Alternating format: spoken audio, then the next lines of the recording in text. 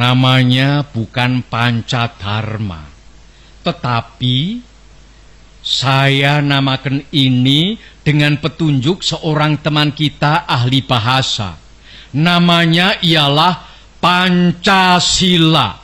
Sila artinya azas atau dasar, dan di atas kelima dasar itulah kita mendirikan negara Indonesia kekal dan abadi. Tadi adalah pidato Insinyur Soekarno dalam sidang BPUPKI pada 1 Juni 1945. Untuk pertama kali, kata Pancasila disampaikan sebagai dasar ideologi negara Indonesia merdeka.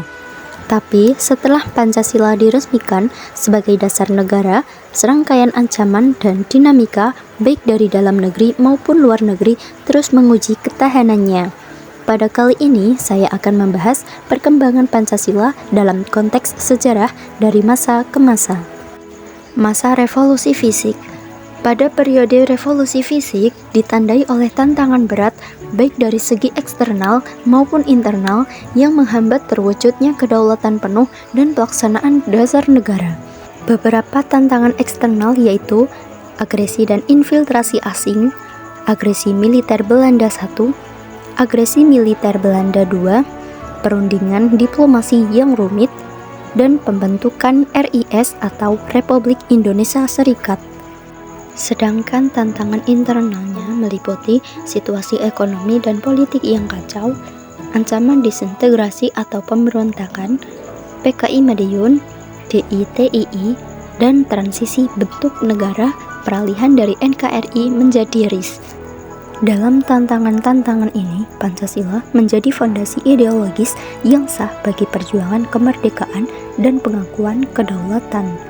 Keberadaan Pancasila menegaskan bahwa Indonesia bukan hanya ingin merdeka, tetapi juga memiliki cita-cita dasar yang menyatukan berbagai suku dan agama. Pancasila berfungsi sebagai benteng ideologis terhadap upaya pengubahan dasar negara, terutama saat menghadapi pemberontakan PKI Madiun dan DITII. Perjuangan mempertahankan negara sekaligus merupakan perjuangan mempertahankan Pancasila. Masa Republik Indonesia Serikat. Meskipun masa RIS ini adalah periode singkat, namun periode ini ditandai dengan tantangan serius terhadap cita-cita awal kemerdekaan Indonesia. Tantangan utamanya yaitu perubahan bentuk negara dari NKRI menjadi RIS, perubahan konstitusi, dan ketidakstabilan politik. Perkembangan pada masa ini yaitu Pancasila secara formal tetap diakui sebagai dasar falsafah negara yang tertuang dalam Mukadimah Konstitusi RIS. Namun penerapannya dibayangi oleh sistem federal yang dipaksakan. Nilai persatuan Indonesia yang terkandung dalam Pancasila menjadi motor penggerak utama bagi tuntutan masyarakat. Demonstrasi dan gerakan negara bagian untuk bergabung kembali ke RI adalah wujud nyata dari penolakan terhadap konsep federalisme dan penegasan kembali pada nilai kesatuan Pancasila. Masa kabinet parlementer. Masa ini ditandai oleh ketidakstabilan politik dan ideologis yang hebat, di mana Pancasila terus diuji dari berbagai arah. Tantangan utamanya yaitu demokrasi liberal atau parlementer, debat ideologis di konstituante, demokrasi terpimpin, nasakom, dan politik kekerasan. Pada masa ini, perkembangan Pancasila sebagai penguatan simbolik dengan penerbitan PP nomor 66 tahun 1951 tentang lambang negara Garuda Pancasila. Dekret Presiden yang menegaskan kembali Pancasila sebagai dasar negara dan sumber hukum tertinggi.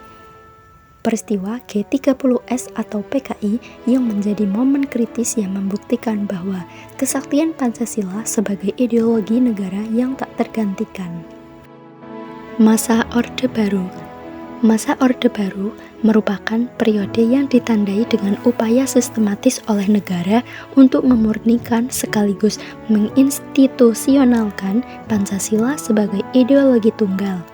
Namun dalam praktiknya terjadi instrumentalisasi politik. Tantangan-tantangan pada masa ini yaitu instrumentalisasi politik Pancasila, pembatasan perbedaan pendapat dan kontrol oposisi, penyimpangan fungsi Pancasila sebagai dasar negara.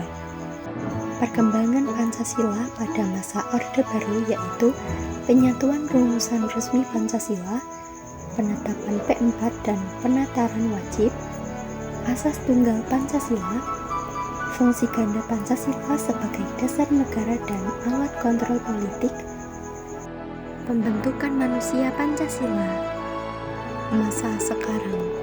Masa sekarang merupakan periode deinstitusionalisasi dan reaktualisasi Pancasila yang ditandai dengan upaya mengembalikan Pancasila pada fungsi aslinya sebagai dasar negara sekaligus tantangan pengabaian nilai-nilainya.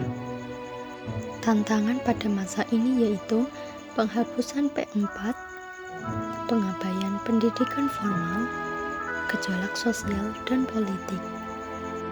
Pada masa ini, perkembangan Pancasila yaitu sosialisasi 4 pilar kebangsaan, penetapan hari lahir Pancasila yang ditetapkan pada tanggal 1 Juni, pembentukan BPIP atau Badan Pembinaan Ideologi Pancasila. Demikian penjelasan dari tantangan dan perkembangan Pancasila.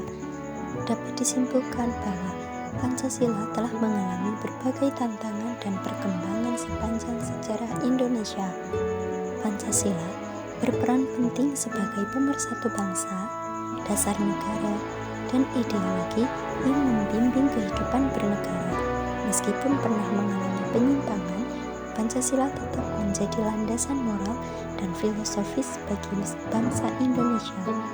Dengan upaya reaktualisasi dan reinstitusionalisasi yang terus dilakukan, diharapkan Pancasila dapat terus menjadi sumber inspirasi dan pemersatu bangsa, serta mampu menjawab tantangan zaman yang terus berkembang. Sekian dari saya, kurang lebihnya saya mohon maaf.